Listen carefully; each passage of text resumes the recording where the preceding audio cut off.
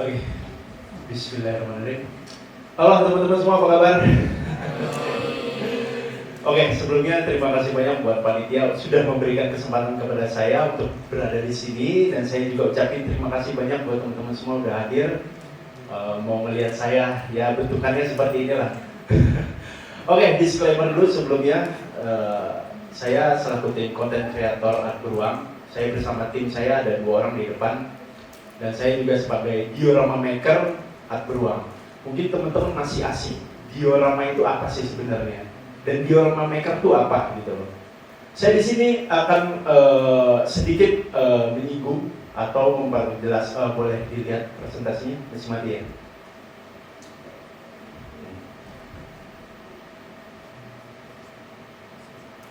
Ya, we are gifted, we are amazing.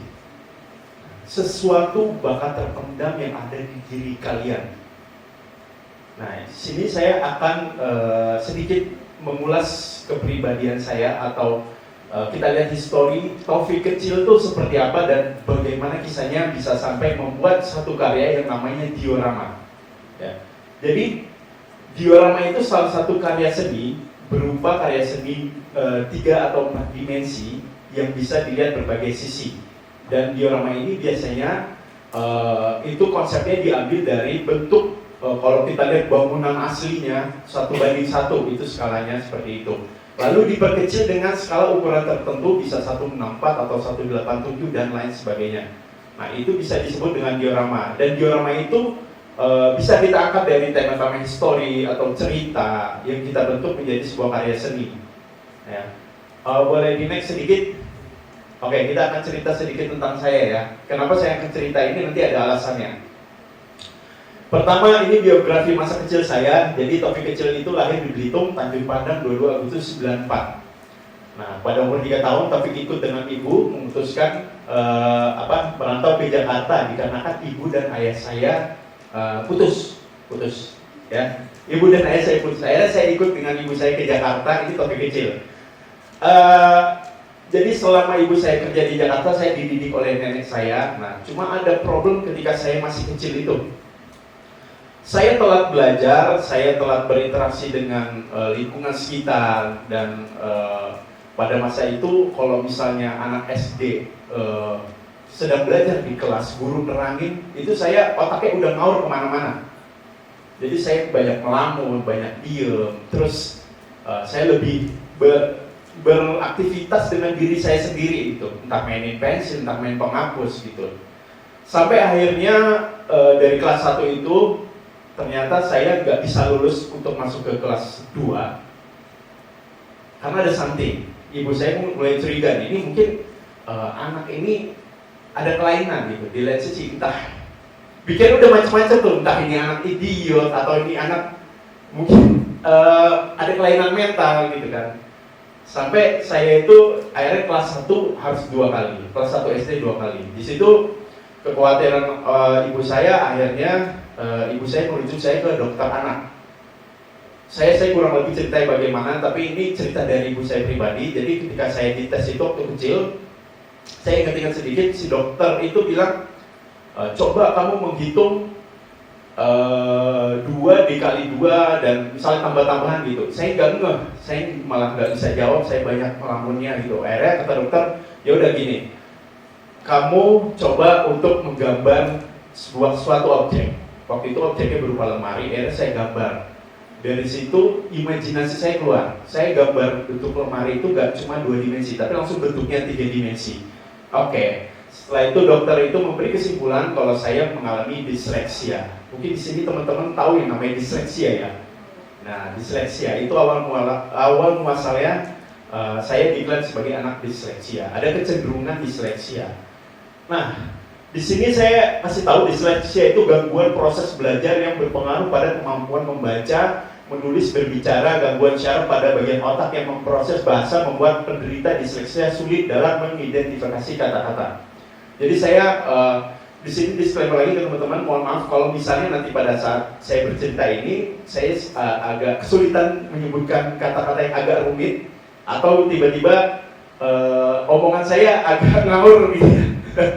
Saya sendiri melihat tulisan di belakang ini, ya ini susah sekali buat saya untuk menyebutnya. Pertama kali saya sebut ada TEDx, STM.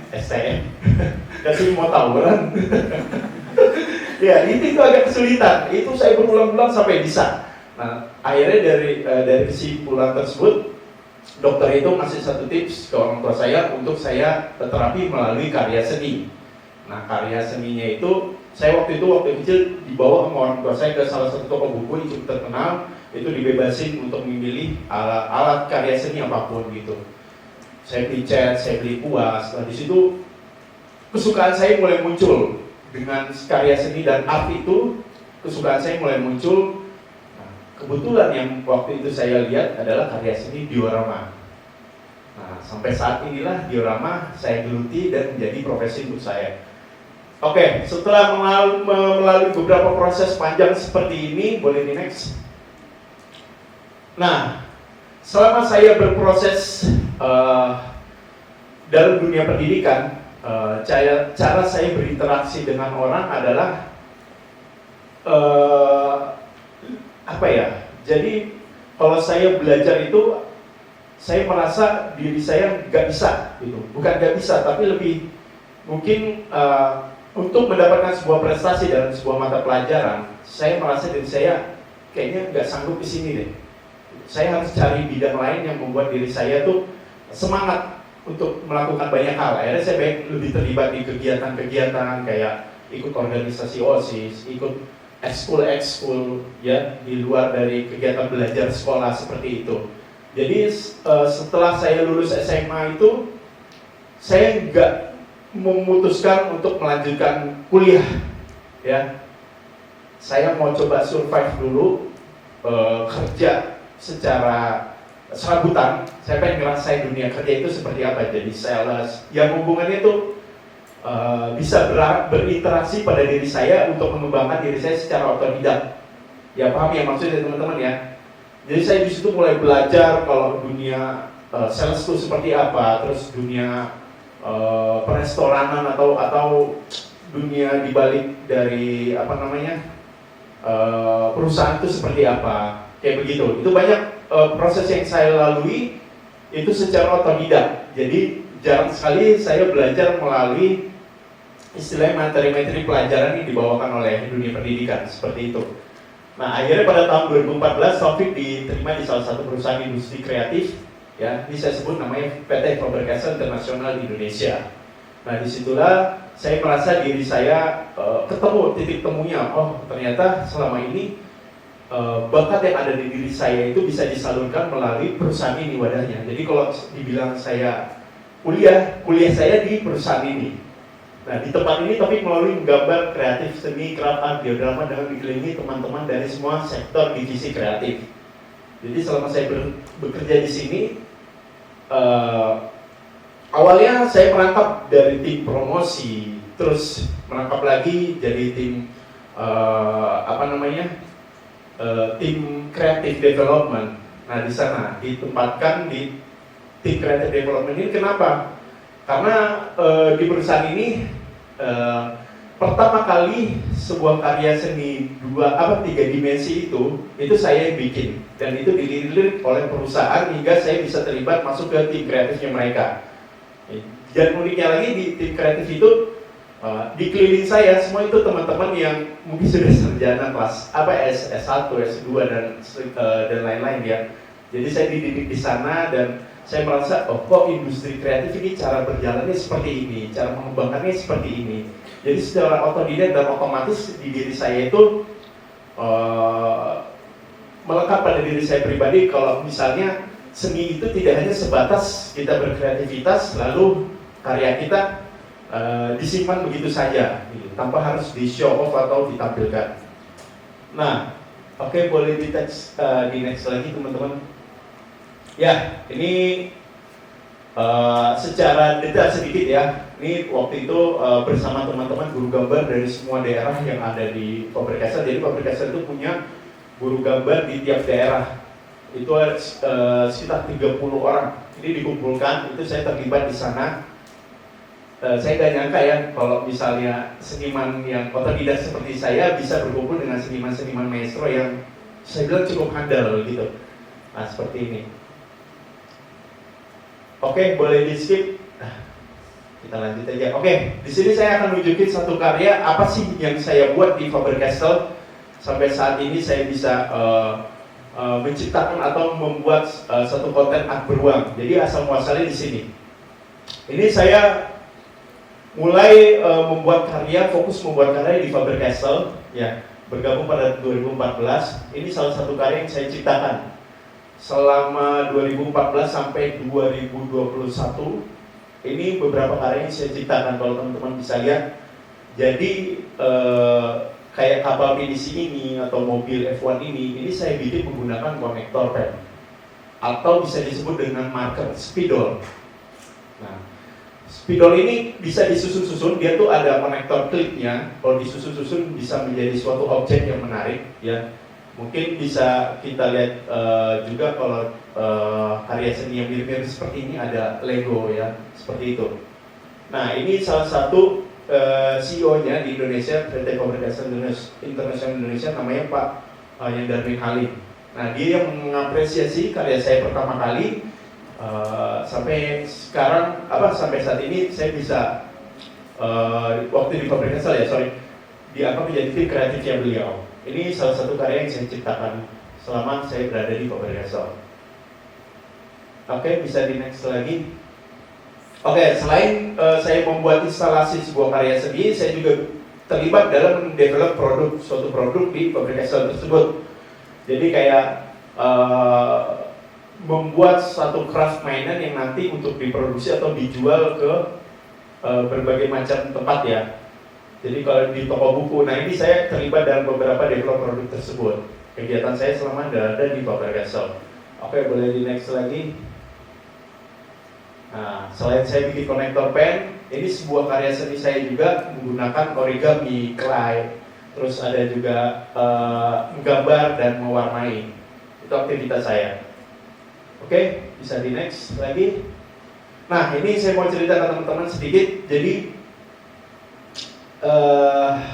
salah satu menurut saya paling saya gak nyangka di hidup saya gitu loh, seorang seniman otodidak yang terlahir dengan disleksia, saya bisa mendapatkan penghargaan di Books of Record Singapura sebagai diorama atau marker terbanyak dan terbesar di Singapura pada tahun 2017. Ya, kayak gini teman-teman. Ini salah satu karya yang saya bikin. Jadi ada Marina Bay Sands Hotel, itu dibikin menggunakan konektor pen, dan pada saat itu saya nggak nyangka kalau ternyata di situ karya seninya bisa diklaim oleh Singapore Book of Record ya sebagai karya seni yang terbesar dan terluas dan terbanyak, ya, kayak gitu teman-teman. Oke, bisa di next lagi. Nah, ini salah satu prestasi saya selama di Faber-Castell. Jadi selama saya belajar di Faber-Castell dan bekerja di Faber-Castell, saya juga ikuti beberapa kegiatan lomba diorama. Nah, lomba diorama ini sebelum pandemi diadakan rutin setiap setahun sekali pada akhir tahun. Kebetulan pada saat itu saya rutin ikut lomba tersebut dan meraih juara 2 untuk diorama maker terbaik, ya. Jadi lomba diorama ada di Indonesia dan salah satu pemenang terbaik waktu itu adalah saya sebagai juara 2. Oke, boleh di next lagi. Oke, nah di sini setelah saya resign dari perusahaan saya yang lama, akhirnya saya mematangkan diri membuat konsep pribadi. Kalau saya melihat seni di Indonesia ini banyak banget yang harus diperhatikan dari segi kontennya itu. Ya, kalau kita lihat misalnya di Indonesia nih, banyak banget seniman-seniman di daerah yang dia itu karya senimannya itu bagus banget gitu. Tapi sebagian seniman masih agak bingung, ini karyanya kalau sudah dibikin itu mau ditaruh di mana dan bagaimana dan harus digimanain, gitu ya teman-teman ya. Nah, keresahan saya muncul di sana. Kok selama saya bekerja di perusahaan kreatif gitu, selama ini beberapa karya yang saya hasilkan itu nggak ada jejak digitalnya, gitu. Nggak ada istilahnya proses pembuatannya itu direkam atau proses pembuatannya itu didokumentasikan seperti itu. Nah, di situ tercetus ide saya untuk kayaknya saya harus terlibat di media sosial, ya, di platform saya pribadi. Akhirnya saya membuat satu konten namanya Art Beruang. Kenapa Art Beruang? Ya, jadi kalau plesetannya seperti ini teman-teman. Art itu adalah karya seni, sedangkan beruang itu adalah ya beruang. Jadi sebuah karya seni yang bisa menghasilkan uang. Gak cuma karya seni, ya udah gitu aja, gitu. Ya, karena problemnya di Indonesia ini banyak banget karya seniman ini yang mungkin orang dulu memandangnya bukan menjadi suatu yang bisa menjadi penghasilan gitu ya.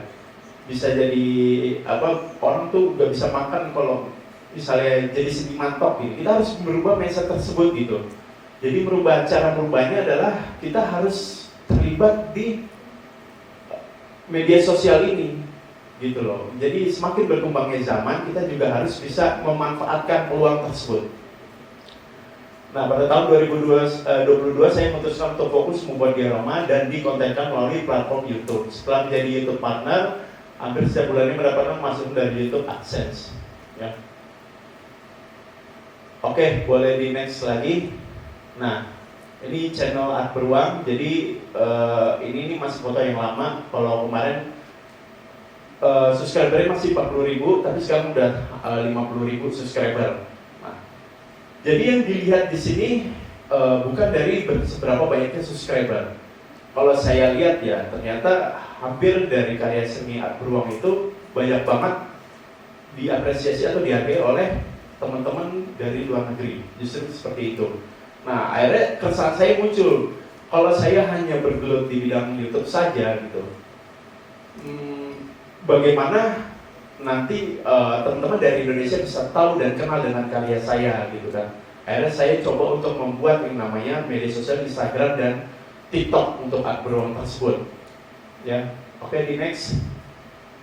Nah, ini salah satu karya Art Beruang selama saya berkonten. Jadi ini ada karya diorama, ada ukuran 164, skalanya ada 187. Jadi selama saya membuat konten, ini salah satu diorama yang saya buat untuk konten saya pribadi. Ya. Nanti kalau teman-teman penasaran mau lihat di mana, teman-teman bisa lihat di Instagram saya di Art Beruang, atau di Facebook saya juga ada Art Beruang, TikTok juga ada, YouTube juga ada, namanya sama. Oke, di next. Nah, semakin prospek Art Beruang ini menanjak ya, maksudnya penontonnya semakin banyak dan semakin banyak dikenal, maka nggak menutup kemungkinan beberapa orderan-orderan akan datang ya secara otomatis tanpa harus kalian cari. Itu kenapa saya bilang segala profesi apapun itu penting banget untuk didokumentasikan atau dikontenkan seperti itu. Akhirnya saya memutuskan untuk membuat satu produk berupa diorama seperti ini, dan ini juga saya produksi. Untuk diorama ini saya jualnya nggak cuma di Indonesia, bahkan sampai ke luar negeri. Ada yang ke Singapura, terus ke Hong Kong, ke China, ke Taiwan juga ada, lalu ke Malaysia juga ada. Yang paling jauh itu ada sampai ke Kanada. Ya, satu diorama ukuran 160 dikali 80 itu pergi ke Kanada diorama saya. Nah, seperti itu teman-teman. Jadi ini salah satu contoh beberapa produk yang saya bikin ya, diorama seperti ini. Ini konsepnya ukuran 30 kali 30. Kenapa saya buat kecil? Agar bervariatif. Jadi kalau misalnya nanti ada yang mau beli, itu dia bisa disambung-sambung, atau nanti belinya beda-beda seperti itu. Nah, oke, di next lagi. Oke. Jadi selama saya membuat satu karya, waktu itu saya sempat membuat karya yang istilahnya menjadi objek utama di Indonesia ya. Kalau saya kan biasa bikin karya sebelumnya itu lebih ke untuk Jepangan dan Eropa seperti itu. Nah, pada waktu-waktu itu saya kepikiran, kok kenapa saya nggak mengangkat sebuah tema dari Indonesia gitu. Saya bikin salah satunya adalah Haji Nawi. Mungkin teman-teman pernah lihat juga Haji Nawi ya, itu saya bikin. Terus ada juga yang Jatinegara. Tanpa sadar ketika saya kontenin itu, saya kepikiran gini loh, aduh, ini keresahan saya ya. Aduh, kalau saya misalnya bikin konten terlalu panjang seperti di YouTube gitu, ini akan lama proses uploadnya gitu. Sedangkan banyak banget netizen yang minta saya nunjukin karya-karya baru gitu kan. Ya udahlah, karena kalau untuk di konten secara YouTube itu panjang prosesnya, udah saya bikin satu konten 1 menit cuma manggut-manggut. Jadi cuma saya pamerin diorama seperti ini, terus manggut-manggut kayak gitu. Dan cukup takjubnya buat saya kan rutin melakukan itu ya. Jadi setiap biasanya seminggu sekali saya upload video manggut-manggut, pamerin diorama gini-gini aja gitu. Salah satu diorama yang Haji Nawi itu ternyata bisa terkenal, teman-teman. Itu penontonnya sampai 6 juta penonton, dan yang Jatinegara itu sampai 8 juta penonton. Dari situ saya kaget banget, akhirnya konten saya secara nggak saya sangka itu penontonnya bisa membludak seperti itu, dan permintaannya pun cukup banyak. Akhirnya nggak cuma permintaan bikin diorama, dari beberapa media pun mengundang saya diliput di medianya mereka. Contohnya seperti ini, bisa lihat ada dari FYP tahun 7, terus ada juga Si Today, terus ada RTV, terus ada juga CNN, ada juga Opal Media dan GTV, Metro TV, dan sampai ketemu Sultan Andara. Kayak gitu ya teman-teman. Dan dia juga pesen diorama ke saya, gitu loh. Oke, bisa di next lagi. Nah, salah satu tips kalau kalian mau berkembang secara otodidak, jadi kalau kalian sadar pada diri kalian gitu loh, aduh, gue punya kebisaan, tapi gue bingung, gue harus bagaimana dan cara menunjukkan kebisaan gue itu harus bagaimana gitu. Salah satu alternatif ya buat saya pribadi adalah bergabung ke sebuah komunitas. Nah, ini saya geluti dari zaman saya SMA sampai sekarang, kita bergabung dan berinteraksi bersama komunitas. Karena apa? Nanti di komunitas itu nggak menutup kemungkinan ada orang yang istilahnya lebih senior dari kita bisa belajar dari dia. Atau di komunitas itu ada yang istilahnya dia bisa nge-link untuk kita gitu ya. Terus dia juga bisa support kita ketika kita butuh misalnya bantuan pengerjaan diorama yang cukup banyak atau cukup besar, seperti itu. Dan untuk konten pribadi ya, jadi selama apa yang kamu bisa itu pengen kita kontenkan, belajarnya bagaimana? Kalau menurut saya nggak cukup kalian hanya belajar di media sosial YouTube seperti itu ya. Kalian harus benar-benar berinteraksi, ketemu dengan kreatornya langsung. Ini salah satunya saya ikut di kegiatan komunitas YouTuber Belitung. Dari sini saya belajar dengan mereka gitu, bahwa sederhana saja, nggak usah perlu ribet-ribet.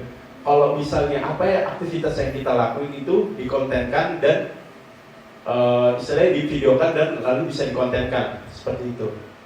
Dan ini saya juga tergabung dalam komunitas YouTube Short ya, teman-teman kalau tahu setiap tahunnya di Jakarta dia suka ada event namanya YouTube Short.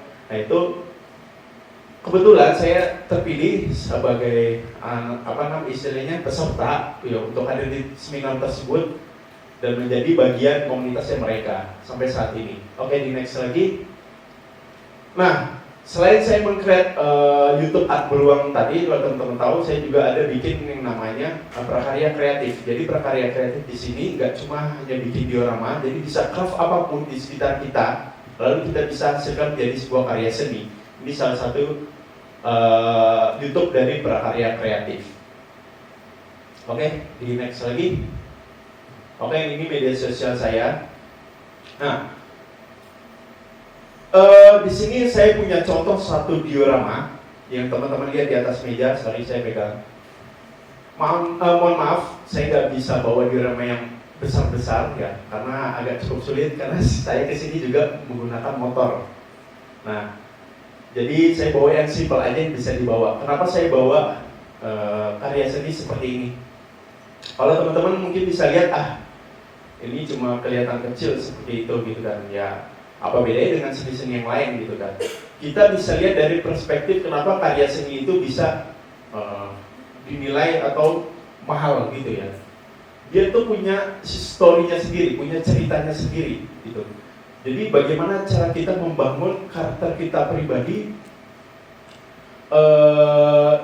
istilahnya gini, kita bisa menciptakan suatu karya, tapi itu menjadi bernilai gitu, punya sejarah, punya histori. Saya bawa karya seni ini walaupun kecil, tapi kalau teman-teman tahu, mungkin ya di Indonesia ini adalah diorama tertinggi di Indonesia yang saya bawa ke Gunung Merbabu. Jadi di Gunung Merbabu saya kontenkan diorama ini, ya. Jadi buat saya pribadi historinya adalah ini diorama tertinggi di Indonesia yang pernah saya bawa. Jadi mungkin orang-orang lain belum ada yang kepikiran seperti saya seperti ini, kayak gitu. Oke, kesimpulan dari saya terakhir, buat teman-teman jangan takut, jangan bingung gitu loh. Kalau misalnya kita nanti ke depannya prospek kita bakal seperti apa dan kita ke depannya akan menjadi apa dan akan melakukan apa gitu. Fokus apa yang kalian bisa, ya jangan fokus dengan yang kalian tidak bisa. Jadi kalau kalian misalnya suka sesuatu, tekuni itu, mulai aja dulu gitu loh. Apapun itu gitu. Saya pribadi, saya memiliki keterbatasan dalam hal akademik terutama itu. Cara saya belajar menghitung itu kesulitan, saya belajar membaca yang hal-hal sulit itu agak kesulitan. Saya berinteraksi seperti ini aja, kadang saya masih agak kesulitan gitu loh. Tapi di lain sisi, karena saya punya kemauan yang tinggi dan niat yang tinggi, saya pengen dari dulu seenggaknya apa yang saya bisa itu bisa dikenal banyak orang. Itu aja buat saya gitu loh.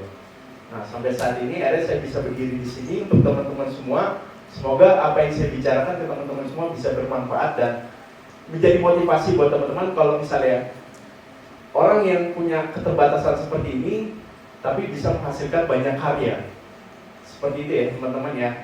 Jangan lihat seberapa hebatnya saya sekarang, tapi lihat prosesnya saya dulu. Prosesnya seperti apa? Gitu.